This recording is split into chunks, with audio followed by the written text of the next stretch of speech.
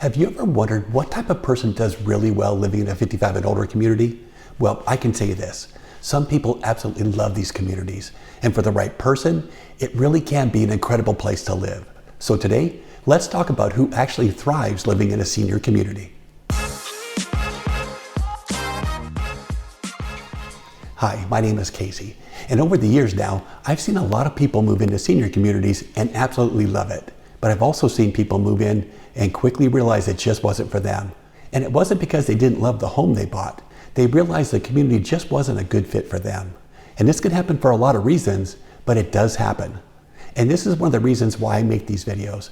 I try to help people decide if a 55 and older community would be a good fit. And I do my best to point out the good and the bad about this lifestyle. So for anyone considering making the move to a senior community, let me share some information about the type of person that really thrives in a 55 and older community. Type number one, the social connector. Now these are the people that thrive in social environments and want to be actively involved in their community. So if you enjoy being part of organized clubs and groups, being around neighbors who stop and say hi, and running into familiar faces in your neighborhood, you'll definitely find these things in a good senior community. And if you speak with seniors that love these communities, it's about a sense of community, friendships, and people looking out for each other. And this is one of the things that I personally love about senior communities. So if you're ready to meet new friends, start a new hobby, or just want to meet new people, these communities are a great place for that. Now, type number two, the low maintenance lifestyle seeker. Now these are the people that are ready to simplify their lives. So if you're tired of taking care of a large home, a big yard, or handling maintenance and repair issues, these communities can be a great option. Plus, a lot of seniors love to travel in retirement, and they want the freedom to lock up and go without having to worry about their home. And in most of these communities, you'll find that. Now there is a trade-off. You'll typically have to pay an HOA fee, but for the right person, that trade-off is worth it because by giving up these maintenance items, they feel like they get their time back to do the things they enjoy. Now type number three, the financially stable person. Now this one surprises a lot of people, but many of the people who thrive in these communities typically don't have to stretch their finances to afford it.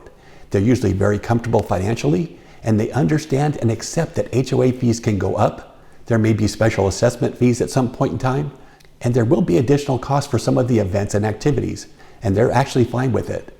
But there's nothing worse than buying into a senior community only to find out that your budget ended up tighter than you expected. Now type number four, the rule appreciator. Now this is a big one. 55 and older communities have rules, and in some communities they have a lot of rules.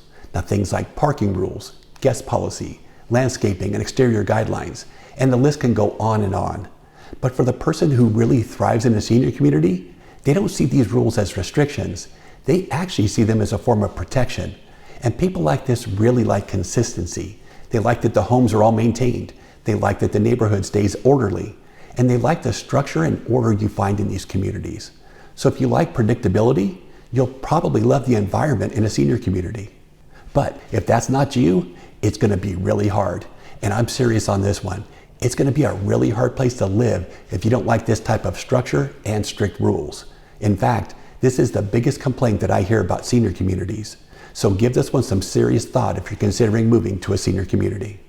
And finally, type number five, the active retiree. Now most people that thrive in 55 and older communities are looking for an active lifestyle. Now you don't have to run marathons, but people that enjoy these communities are typically looking to stay active in their retirement.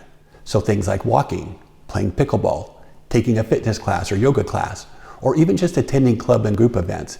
These communities are built around participation, and there are plenty of opportunities to stay active. In fact, there are usually multiple activities every single day of the week. So if you're the type of person that prefers to keep to yourself or to stay inside your home, you may not get the full benefit of living in a senior community. Now that doesn't mean you have to attend every event or club meeting. And some people choose not to attend any of the events, and that's okay too. But from what I've seen, the people that really thrive and enjoy these communities are the ones that get involved and take full advantage of all the opportunities you'll find there. And since I began focusing on senior communities a few years ago, here's what I've noticed. The people who regret moving to a 55 and older community usually hoped it would change who they are. And for a lot of people, that means stepping outside their comfort zone. And for a lot of people, that's really hard to do. But the people that love living in senior communities, well, They were ready for this type of lifestyle long before they ever moved in. And that's really the difference. And the truth is, for the right person, these communities can be a great place to live.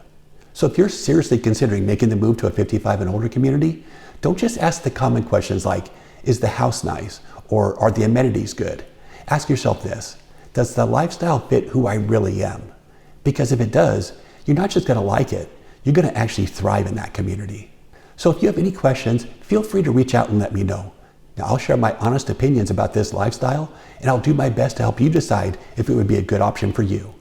Now thanks again for watching, and I'll see you in the next video.